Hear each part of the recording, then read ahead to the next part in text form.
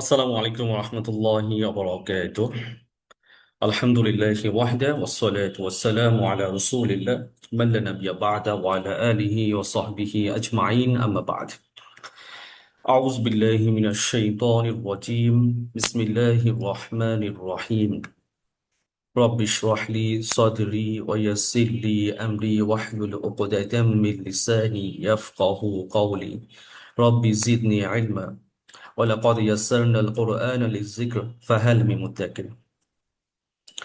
মহান আল্লাহ সুবহানাহু ওয়া তাআলার কাছে অজস্র লক্ষ কোটি শুকরিয়া জ্ঞাপন করছি এজন্য তিনি আমাকে আপনাদের সাথে আবারও 7 দিন পর আমাদের ক্লাসের সাথে সম্পৃক্ত হওয়া তৌফিক দিয়েছেন, এর জন্য বলছি আলহামদুলিল্লাহ। তো আমরা চলে যাচ্ছি আজকে। আপনারা জানেন আজকে হলো আমাদের 55নং ক্লাস এবং গত 7ই জুলাই আমরা পড়ছিলাম, সেটি হলো সূরা মুজাম্মিলের একদম শেষের অংশের আয়াত।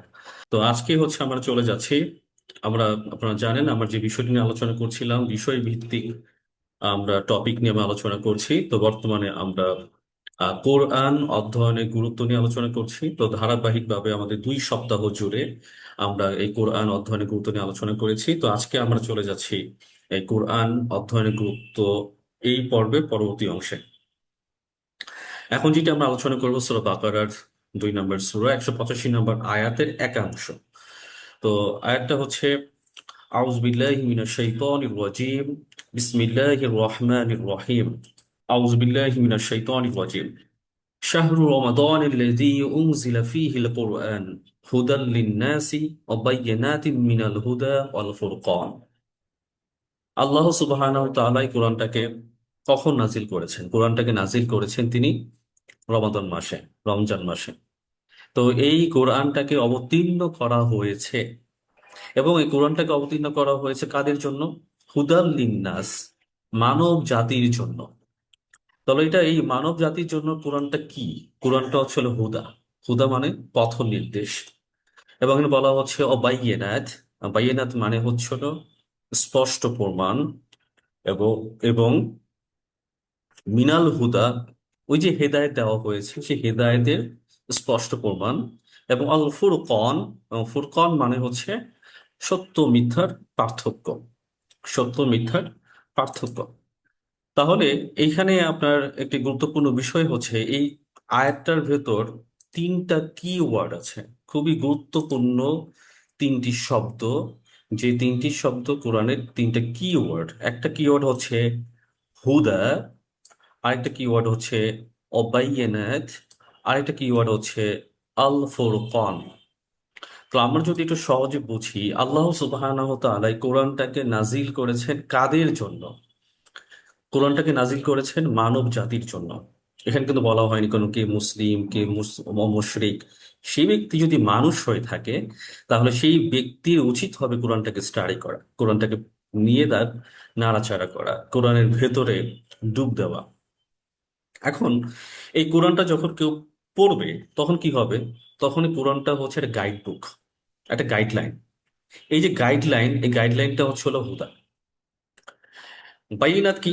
বাইনাত হচ্ছে আল্লাহ সুবহানাহু ওয়া তাআলা যে গাইডলাইনটা দিয়েছেন সেই গাইডলাইনের মানে আপনার পরিণতি, যদি কেউ মানে তার জন্য হচ্ছে পরিণতি কি হবে, যদি কেউ না মানে সেটার পরিণতি কি হবে, পূর্বে যারা মেনেছিল তাদের কি হয়েছিল, পূর্বের যারা কোরআনটাকে মানে আল্লাহর দেওয়া বিধান যারা মানে নাই তাদের যে পরিণতি কি হয়েছিল, এটা সুবিস্তর ব্যাখ্যা আল্লাহ সুবহানাহু ওয়া তাআলা কোরআনে তিনি তুলে দিয়েছেন।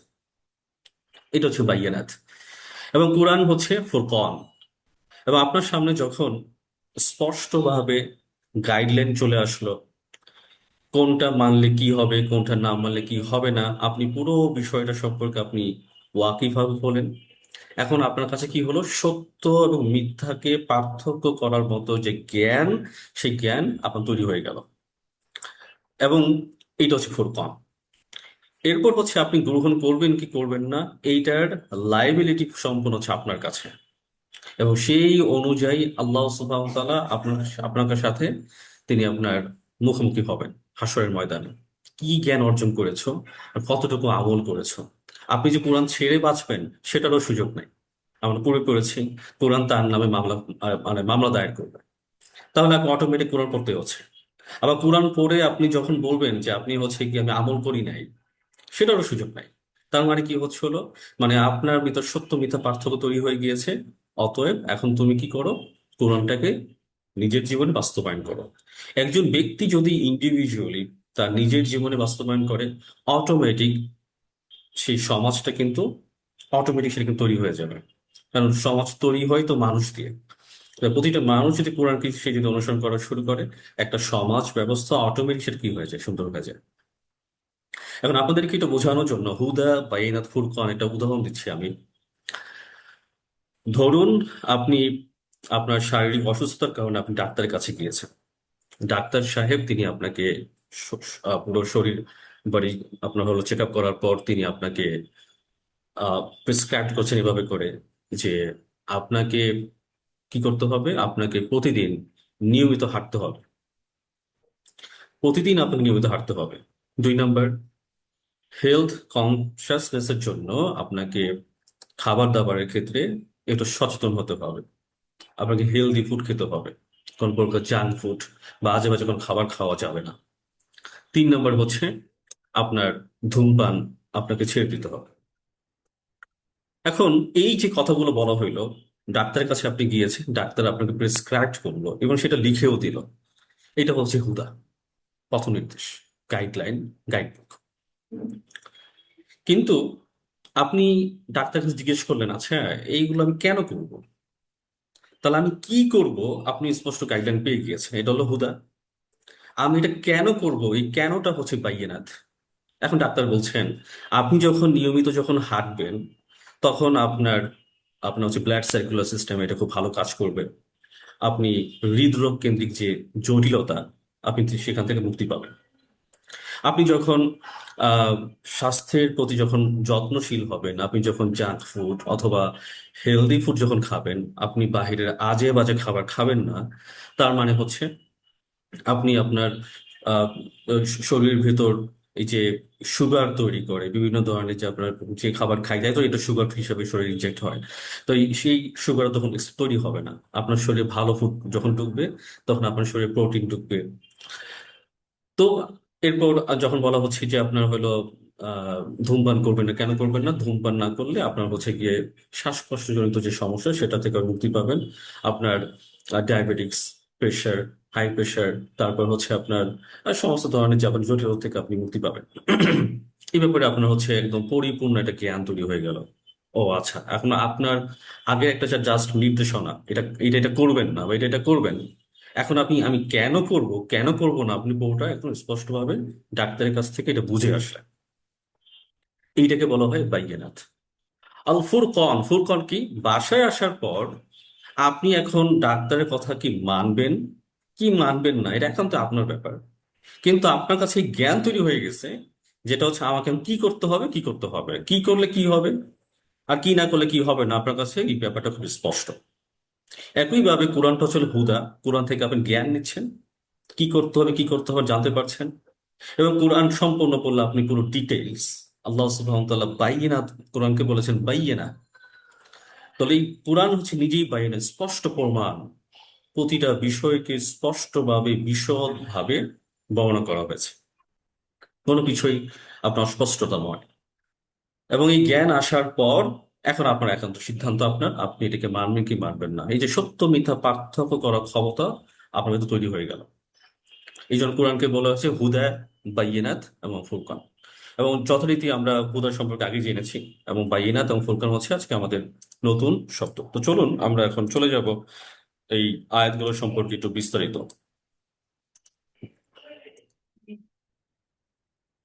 শাহরু রমাদান আল্লাযী উনজিলা ফীহিল কুরআন। শাহরু, শাহরু মানে মাস, রমাদান এটা কি মাস? এটা হচ্ছে রমাদান মাস। আমরা বাংলায় বলি রমজান মাস। রমজান বলতে এটা ফার্সি ওয়ার্ড। ফার্সিতে দল কি জলচন হয়, এই কারণে এটাকে বলা হয় রমজান। তো শাহরু রমাদান, রমজান মাস। তো রমজান মাসটা কি? আল্লাজি, যেটি, উনজিলা, নাজিল হয়েছে, ফিহি বা নাজিল করা হয়েছে, ফিহি এতে। এতে মানে কোনটা? অর্থাৎ ফিহি দ্বারা বোঝানো হয়েছে রমাদান মাসে নাজিল করা হয়েছে। কাকে নাজিল করা হয়েছে? আল কোরআন, কোরআনকে নাজিল করা হয়েছে। তার নতুন শব্দ হচ্ছে শাহরু। শাহরু এটা কোনো রুট ওয়ার্ড নাই, এটা শাহরু অর্থ মাস। আরবিতে শাহরুন এটা একটা নাউন, শাহরুন মানে মাস। ইংলিশে বলা হয় মান্থ, এটা মানে শাহরুন মানে মাস। রমাদন, রমাদন শব্দটি এটাও কিন্তু নাউন। যেহেতু এটা নাউন তো অবশ্যই এইটা আপনার রুট ওয়ার্ড থাকবে না, কিন্তু এই নাউনটা আপনার যেখান থেকে আদিকালের আরবের লোকেরা যে শব্দগুলো থেকে এই শব্দটা এনেছে রমাদন, সেটা ছিল রমায়দুন। রমায়দুন। তো রমাদুন শব্দটি মানে হচ্ছে উত্তপ্ত হওয়া বা প্রচন্ড রকমের গরম হওয়া। তো যখন তারা আপনার হচ্ছে গিয়ে এই রমাদান মাসে যখন নাম যখন তারা করেন, কোন মাসে কি নাম হবে আরবের লোকেরা, তখন আমরা জানি যে জলবায়ু যে পরিবর্তন হয়, জলবায়ু প্রায় 10 থেকে 12 বছরের একটা গড়। এবং সেই তো দেখা যাচ্ছে একটা 5 6 7 বছর রমাদান মাস জুড়ে দেখা যাচ্ছে গরম প্রচুর এদের শরীরে লাগতো বা তীব্র গরম পড়তো, তখন তারা এটা নাম দিয়েছে রমাদান, উত্তপ্ত গরম। তো এটা আপনার হচ্ছে যদি আমরা, যেহেতু কোরআনটাকে এই মাসে নাজিল করা হয়েছে, তাহলে আমরা এটার একটা একটা আপনার হচ্ছে তাত্ত্বিক বা আমরা এটা একটা ইনসাইট, একটা ব্যাখ্যা আমরা নিতে পারি। সেটা হচ্ছে এরকম যে কোরআনটাকে এই মাসে নাজিল করার মাধ্যমে আমরা গুনাহ থেকে যখন বাঁচি, গুনাহ থেকে বাঁচার এটা অনেক কষ্টকর একটা জিনিস। কারণ মানুষের গুনাহটা হলো এটা একটা অভ্যাসের মতো। মানুষ কিন্তু সব গুনাহ করে না। ধরুন যে ব্যক্তি মিথ্যা কথা বলে, তার কিন্তু এটা অভ্যাস, সে কিন্তু সেখান থেকে এত সহজে বের হতে পারে না। আবার কে যে ব্যক্তি মদ খায়, সে কিন্তু ওখান থেকে সহজে বের হতে পারে না। হ্যাঁ, এটা একটা অভ্যাস। তো যে ব্যক্তি এই অভ্যাসটাকে ত্যাগ করে, একমাত্র সেই ব্যক্তি জানে সেখান থেকে বেরিয়ে আসা কতটা কঠিন। এবং সেখান থেকে বেরিয়ে আসলে কিছুটা উত্তপ্ত, মানে আপনার শরীর জ্বালাপালা শুরু হয়ে যাবে, আপনার মেজাজ খিটখিটে হয়ে যাবে, ভাল লাগবে না, এবং আপনার কাছে অস্বস্তি লাগা শুরু করবে। কারণ আপনি তো অনেক দিন ধরে একটা জিনিসের প্র্যাকটিস আপনি আছেন। তো সেখান থেকে আপনি নিজেকে যে মুক্ত করছেন, সেখান থেকে আল্লাহ একটা নির্দেশনার কারণে আপনি নিজেকে মুক্ত করছেন, নিজেকে আপনি এদিকে ফিরেও তাকাচ্ছেন না সেই গুনার দিকে। তো এই যে আপনি নিজের ভিতরে যে মানে একটা জ্বলন্ত, আপনি নিজের ভিতরে একটা যে মানে জ্বালাপাড়া হচ্ছে, তো সেই দিক থেকেও রমাদান মাসের সাথে কোরআনের একটা কিন্তু সম্পর্ক আছে, যে গুনাহ থেকে নিজেকে বাঁচিয়ে রাখা। এবং রমাদান মাসে আমরা এটাই করি যে আমরা যত ধরনের গর্হিত কাজ, অপরাধ, যেই ধরনের খারাপ স্বভাবগুলো আমরা কি করি, এই মাসটায় আমরা কি করি, এখান থেকে নিজেকে মুক্ত রাখি সব, বা মুক্ত রাখার চেষ্টা করি। তো সেই দিক থেকেও রমাদান মাসে কোরআন নাজিলের সাথে রমাদান মাসের একটা সম্পর্ক আছে অর্থিক দিক থেকে। তো রমাদান মানে রমজান, এটা আমার জানা শব্দ আমাদের। এবং আপনার হচ্ছে পরবর্তী আয়াত, হুদাল লিন্নাসি ও বাইয়িনাতিন মিনাল হুদা ওয়াল ফুরকান। অলরেডি এটা আমি আপনার সামনে অলরেডি আলোচনা করে ফেলেছি। হুদা মানে পথ নির্দেশ। কাদের জন্য পথ নির্দেশ? এটা হচ্ছে লিন্নাস। লিন্নাস মানে হচ্ছে এটা মানুষের জন্য পথ নির্দেশ। ও বাইয়িনাত, এবং স্পষ্ট প্রমাণসমূহ। তো এটা কিসের স্পষ্ট প্রমাণ সমূহ? মিনাল হুদা, ওই যে পথ নির্দেশ দেওয়া হয়েছে, যে পথ নির্দেশনা দেওয়া হয়েছে সেটার মধ্য থেকে এটা হচ্ছে স্পষ্ট প্রমাণ স্বরূপ। অল ফুরকন, অল ফুরকন, এবং এটা সত্য মিথ্যার পার্থক্য হিসেবে তৈরি করে দেয়। তাহলে এখানে আছে আমাদের দুটো শব্দ। একটা হচ্ছে বাইয়েনাত। তো বাইয়েনাত মানে কি? বাইয়েনাত মানে হচ্ছে স্পষ্ট প্রমাণ সমূহ। এই শব্দটি মূলত হচ্ছে বহু বচন, এটা এক বচন হচ্ছে বাইয়েনাতুন। বাইয়েনাতুন অর্থাৎ বাইয়েনা, এটা হচ্ছে এক বচন, স্পষ্ট প্রমাণ। এবং এই বাইনাত শব্দটি বাইনা থেকে এসেছে। এবং আপনার এটা বহু বচন হচ্ছে বাইয়েনাত, মানে স্পষ্ট প্রমাণ সমূহ। অর্থাৎ আল্লাহ সুবহানাহু ওয়া তাআলা আপনার সামনে একটা কোনো প্রমাণ দেননি, বহু বহু দিন ঘটনা, বহু বহু প্রমাণ তিনি দিয়েছেন। আল ফুরকন মানে সত্য মিথ্যার পার্থক্য। আল ফুরকন শব্দটি এসেছে ফারকুন থেকে। ফারকুন মানে স্পষ্ট প্রমাণ, স্পষ্ট প্রমাণ। তাহলে এই ফারকুন থেকে আল ফুরকন মানে সত্য মিথ্যার পার্থক্য করার ক্ষমতা দিয়েছেন কে? আল্লাহ দিয়েছেন। কাকে দিয়েছেন? কোরআন। অর্থাৎ কোরআন যখন আপনি পড়বেন, অটোমেটিক আপনার জ্ঞান থাকুক বা না থাকুক, আপনি সত্য মিথ্যা এবং দিবালোকের ন্যায় আপনি বুঝতে পারবেন। এটার জন্য রকেট সায়েন্টিস্ট হওয়ার প্রয়োজন নাই, অনেক বড় বিজ্ঞ পণ্ডিত হওয়ার প্রয়োজন নাই। Just common sense. এই কমন সেন্স আল্লাহ তাআলা সবাইকে দিয়েছেন, কেউ অ্যাপ্লাই করে কেউ অ্যাপ্লাই করে না, বুঝতে পারবেন। এরপর চলে যাব আমরা সূরা জুমারের 23 নম্বর আয়াত। আপনারা সবাই একটু মনোযোগ দিয়ে শুনবেন। আউযু বিল্লাহি মিনাশ শাইতানির রাজিম। আল্লাহু নাজ্জালা আহসানাল হাদিস কিতাবাম মুতাশাবিহান মাসানিয়া তাকশাইরু মিনহু জুলুদুল লাযিনা ইয়াখশাউনা রাব্বাহুম সুম্মা তালিনু জুলুদুহুম ওয়া কুলুবুহুম ইলা যিকরিল্লাহ। আল্লাহ সুবহানাহু ওয়া তাআলা কোরআনকে বলছেন, কোরআনটা হচ্ছে সর্বোত্তম হাদিস। হাদিস মানে বক্তব্য, হাদিস মানে কথা, হাদিস মানে বাণী। পৃথিবীতে যত বাণী আছে সকল বাণীর মধ্যে হতে সর্বোত্তম হাদিস হচ্ছে আল্লাহর বাণী। এটা বুখারী মুসলিম শরীফে হাদিসে বর্ণিত হয়েছে। মা আয়েশা রাদিয়াল্লাহু তাআলা আনহা তিনি বর্ণনা করেন, ক্বালা রাসূলুল্লাহ সাল্লাল্লাহু তাআলা আলাইহি ওয়াসাল্লাম, তিনি বলেন যে আহসানুল হাদিস কিতাব আল্লাহ, সর্বোত্তম হাদিস হচ্ছে আল্লাহর বাণী, আল্লাহর বক্তব্য। তো আল্লাহ কি বলছেন?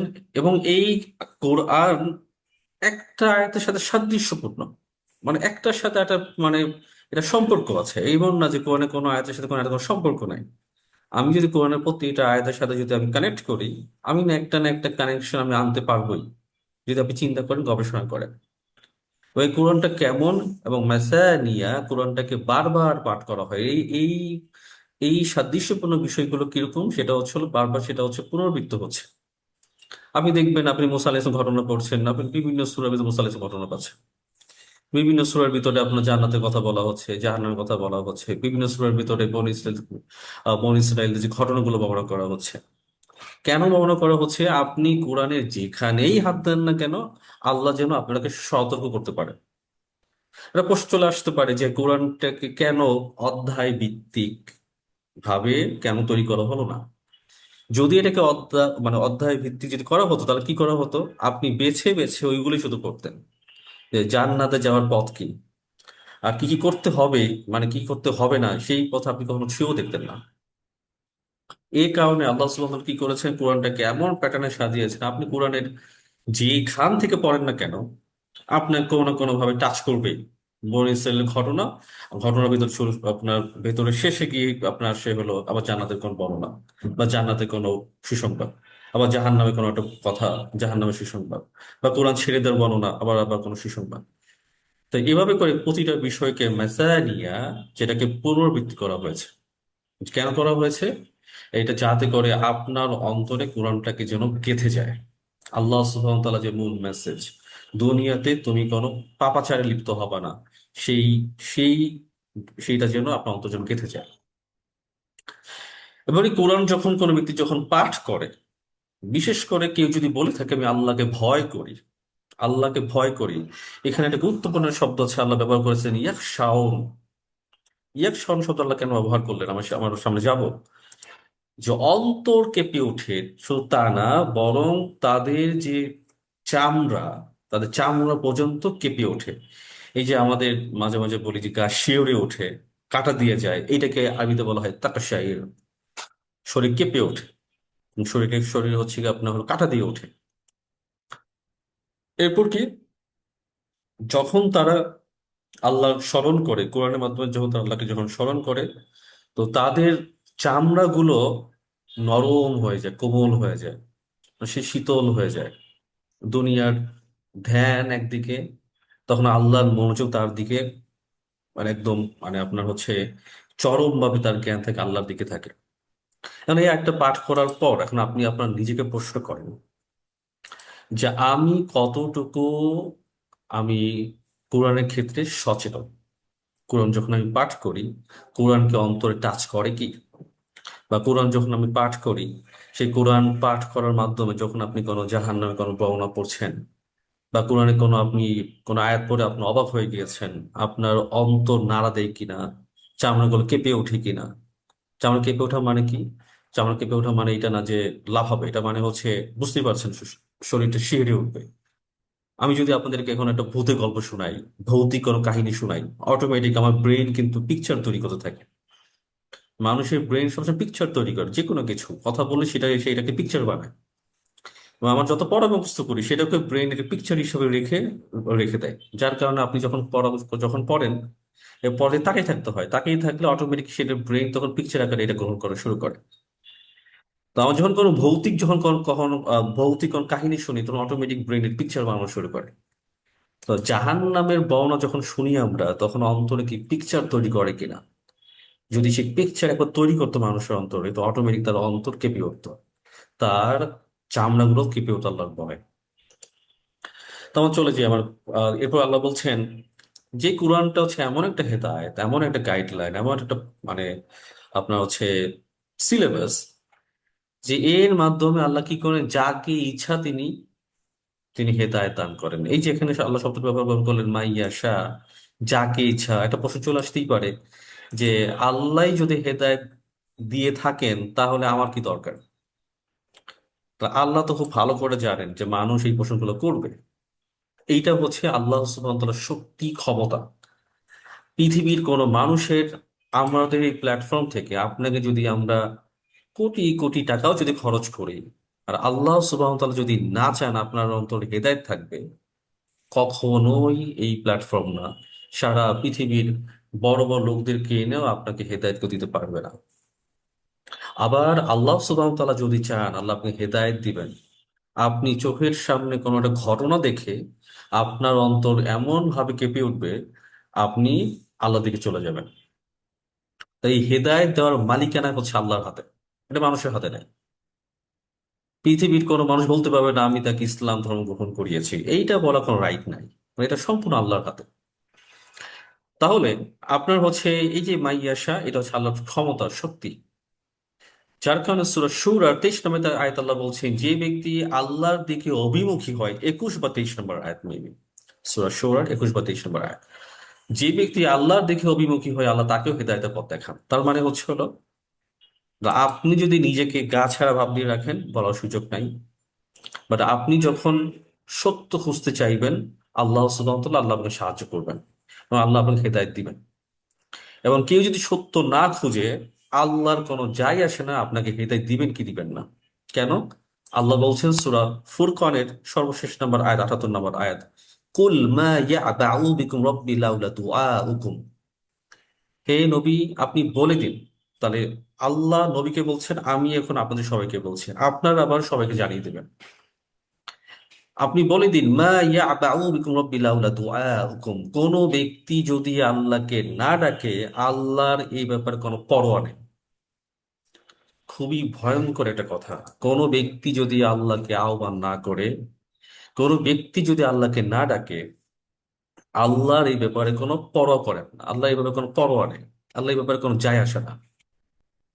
তার মানে কেউ যদি হেদায়েত আনতে চায় তার নিজের জন্য, আর যদি কেউ হেদায়েত নাও আনতে চায় সে তার নিজের জন্য, কারণ ফুরকান স্পষ্ট হয়ে গিয়েছে, অমাইয়ুদলিলিল্লাহু ফামা লাহু মিন হাদ।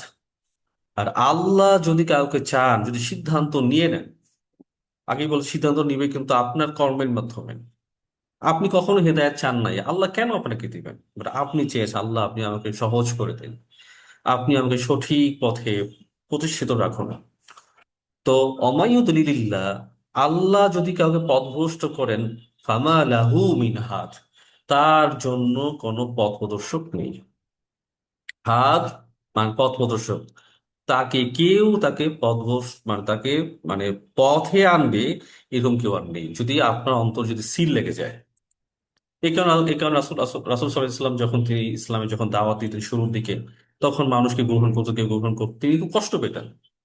কোন আয়াত নাযিল হয়েছে, ইন্নাল্লাযীনা কাফারু সাওয়াউন আলাইহিম আ'আনযারতাহুম আম লাম তুনযিরহুম লা ইউমিনুন। নিশ্চয়ই যারা কুফরি করেছে তাদের জন্য সমান কথা, এদেরকে আপনি ভয় দেখান, এদেরকে যদি আপনি ভয় নাই দেখেন তারা কখনো ঈমান আনবে না। কিছু লোক তো থাকবে, খতামাল্লাহু আলা কুলুবিহিম, আল্লাহ সুবহানাহু ওয়া তাআলা তাদের অন্তরে মোহর লাগিয়ে দিয়েছেন। অত অন্তর এমন ভাবে মানে তাদের আল্লাহ থেকে মুখ সরে গেছে, তাদের কোনো কথা তাদের কোনো গায়ে লাগে না। খতামাল্লাহু আলা কুলুবিহিম ওয়া আলা সামঈহিম, তারা কথা শুনে কান দিয়ে তারা এইগুলো এক কান দিয়ে শুনে আর কান দিয়ে বের করে দেয়। ওয়া আলা আবসারিহিম গিশাওয়া, তাদের সামনে যদি কোনো ঘটনা চলে আসে, এমন কিছু উপমা দেখে যে উপমা আল্লাহর দিকে নিয়ে যায়, বা তারা এমন ভাব ধরে যেন কিছুই না। ওয়ালা আবসারিহিম গিশাওয়া, চোখের সামনে পর্দা পড়ে যায়। ওয়ালাহুম আযাবুন আলীম, তাদের জন্য রয়েছে ভয়াবহ শাস্তি। তো এই কারণে পৃথিবীর কোনো ব্যক্তি নেই, রাসূল নেই, নবী নেই, কোনো আলেম নেই, সাধারণ ব্যক্তি নেই যে ব্যক্তি কাউকে হেদায়েত দিতে পারে। হেদায়েত দেওয়ার একচ্ছত্র মালিকানা হচ্ছে আল্লাহ সুবহানাহু ওয়া তাআলার হাতে। ব্যক্তি হিসেবে আপনার হবে, আপনি আল্লাহর দিকে ঝুঁকে যাবেন, আপনি সত্য খুঁজবেন, আল্লাহকে পথ দেখাবেন, আল্লাহর কাছে আপনি দোয়া করবেন। আপনি যদি সৃষ্টিকর্তা হয়ে থাকেন, আপনি আমাকে পথ দেখান, আমি আমার মাথাকে আপনার দিকে ঝুঁকিয়ে দেব, কিন্তু আমি আপনাকে পেতে চাই, আমি আমার জীবনটাকে পরিবর্তন করতে চাই। আপনি আমার কাছ থেকে মুখ ফিরিয়ে নেবেন না। যদি আল্লাহ মুখ ফিরিয়ে নেন, আপনাকে হেদায়েত দেওয়ার কেউ নেই। আল্লাহু নাজ্জালা আহসানাল হাদিস। আল্লাহ আল্লাহ নাজ্জালা, তা আল্লাহ কি করেছেন? নাজ্জালা, যিনি নাজিল করেছেন। আহসানা, আহসানা মানে সর্বোত্তম। কি নাজিল করেছেন? আল হাদিস, বাণী। তাহলে এটা কি? এটা বুঝতেই পারছেন, স্পষ্ট কোরআন। আহসান আল হাদিস, তা আল্লাহ সুবহানাহু ওয়া তাআলা সর্বোত্তম বাণী তিনি কি করেছেন? নাজিল করেছেন। হ্যাঁ, আহসানা শব্দটি হচ্ছে এটা সুপারলেটিভ প্রোনাউন বা অ্যাডজেক্টিভ, সুপারলেটিভ অ্যাডজেক্টিভ, ইসমে তাবদীল আরবিতে বলে। যেটা আহসানা মানে সর্বোত্তম, সবচেয়ে উত্তম, সবচেয়ে ভালো। আহসানা সবচেয়ে ভালো। সবচেয়ে কি ভালো? সবচেয়ে সর্বোত্তম হচ্ছে আল হাদিস, সর্বোত্তম বাণী। পৃথিবীর বুকে যত বাণী আছে, সকল বাণী হচ্ছে হলো একদিকে, আর আল্লাহ সুবহানাহু ওয়া তাআলার বাণী কিন্তু একদিকে। এবং এই বাণীর দিকে রাসূল সাল্লাল্লাহু আলাইহি সাল্লামের বক্তব্য কিন্তু আসবে না। রাসূল সাল্লামের ব্যাপারটা আলাদা। অনেকে কোরআনের সাথে রাসূল ইসলামের বক্তব্যকে মিলাই ফেলে, যেটা খুবই অন্যায়। আল্লাহ সুবহানাহু ওয়া তাআলার বক্তব্যের সাথে কোনো বক্তব্যকে তুলনা করা যাবে না। রাসূল সাল্লাল্লাহু আলাইহি সাল্লাম একদিক, প্রথমত তিনি একজন মানুষ, তারপর তিনি নবী। এই জন্য কোনোভাবেই একজন ব্যক্তিকে বা রাসূলকে বা নবীকে রাসূল ইসলামের বক্তব্যের সাথে বক্তব্যে কখনোই মিলানো যাবে না। তো আল্লাহ বলছেন, আল্লাহু নাজ্জালা আহসানাল হাদিস, আল্লাহ নাজিল করেছেন সর্বোত্তম বাণী। সর্বোত্তম কি? আল হাদিস।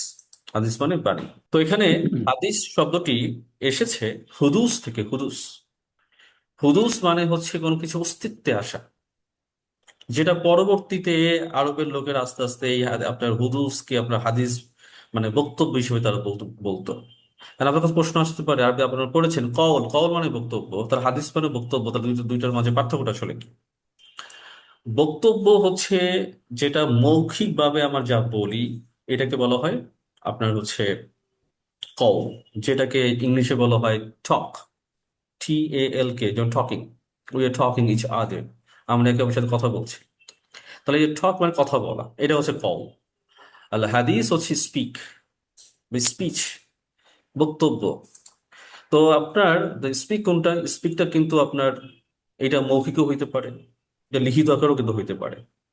এখন যেহেতু কোরআনটাকে আল্লাহ সুবহানাহু ওয়া তাআলা আমাদের কাছে ওরালি আমাদের সামনে সামনে উপস্থাপন করেছেন, লিখিতভাবে তিনি উপস্থাপন করেননি।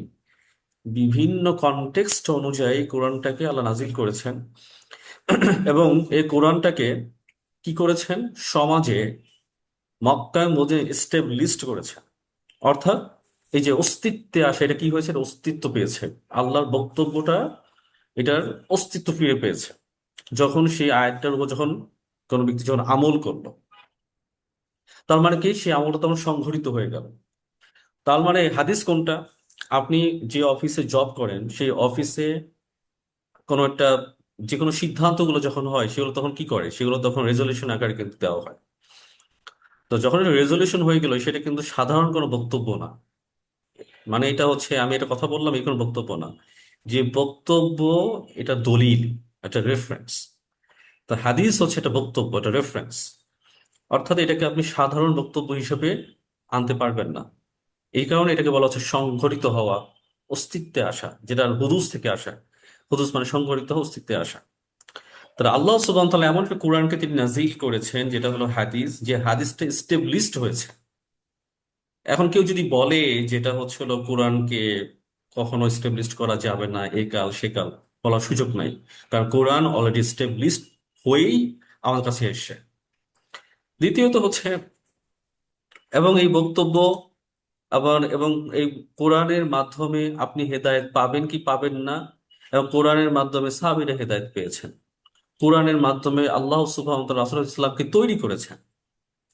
এই কোরআন, তাহলে এই কোরআন যাকে তৈরি করেছে, এই কোরআনটা যখন আপনি যখন পাঠ করবেন, এইটার প্রভাব তখন কিন্তু আপনার উপরে কিন্তু পড়বে, যেটা আমার মুজাম্মিল কিন্তু পড়েছে। মুজাম্মিলের 6 নম্বর আয়াতে। তারপর এখানে একটা শব্দ আছে নাজ্জালা। নাজ্জালা আল্লাহ কেন ব্যবহার করেছেন? নাজ্জালা মানে হচ্ছে হলো যেটা ধাপে ধাপে, ধীরে ধীরে যেটা আপনার নাজিল হয়, যেটা অবতীর্ণ হয়, এটাকে বলা হয় নাজ্জালা। তা আল্লাহ নাজ্জালা, আল্লাহ অবতীর্ণ করেছেন ধীরে ধীরে, ধাপে ধাপে, আহসানুল হাদিস, সর্বোত্তম বাণী। তো এখানে নতুন শব্দ হাদিস তা অলরেডি আলোচনা করেছে।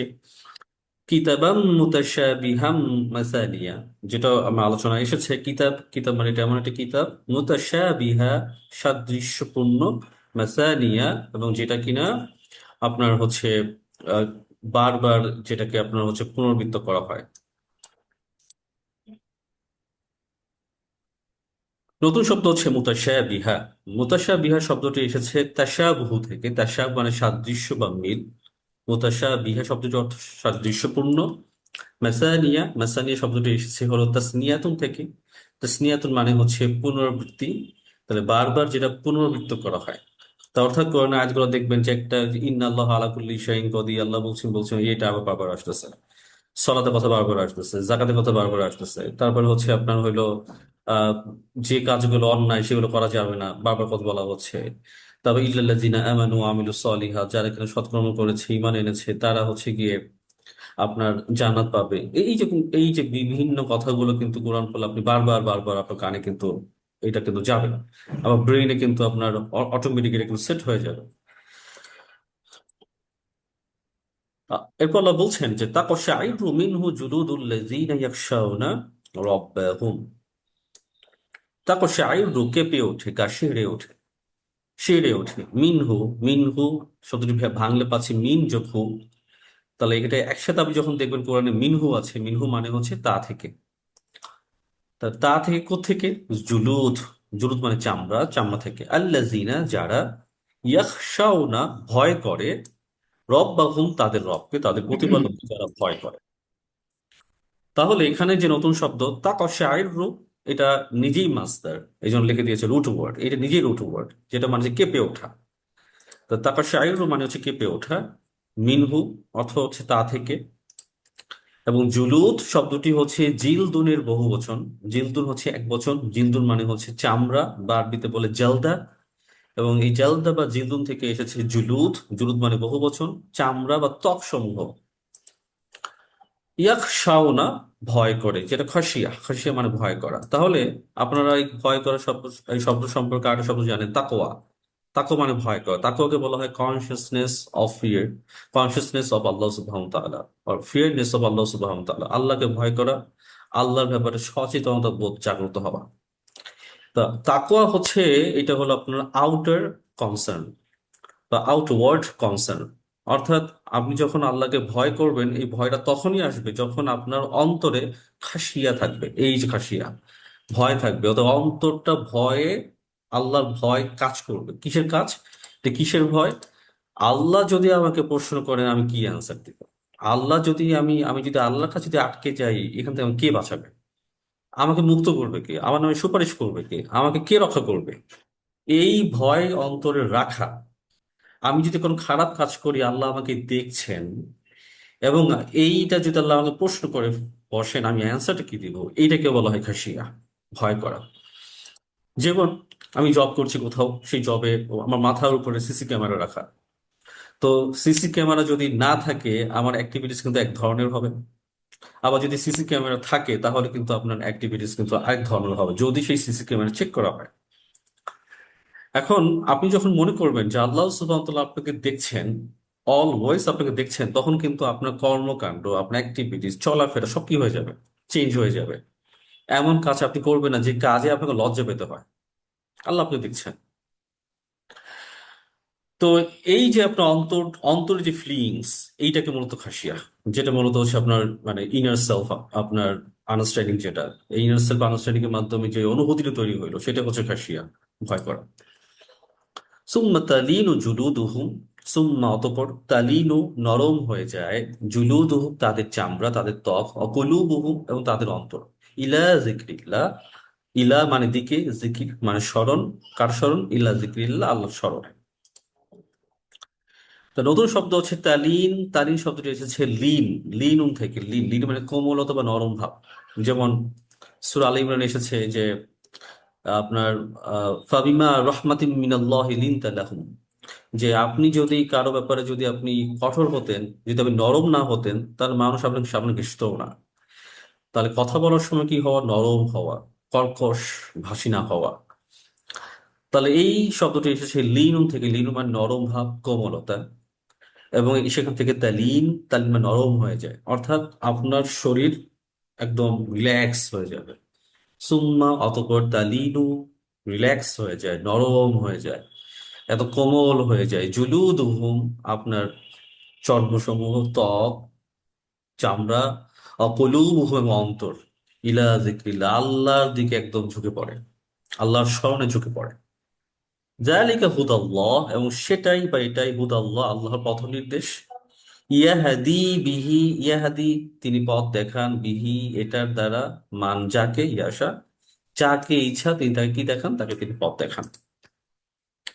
তো ইয়াশা শব্দটির অর্থ, এই শব্দটি এসেছে মাশিয়াতুন থেকে। মাশিয়া মানে তিনি চান বা অভিপ্রায়।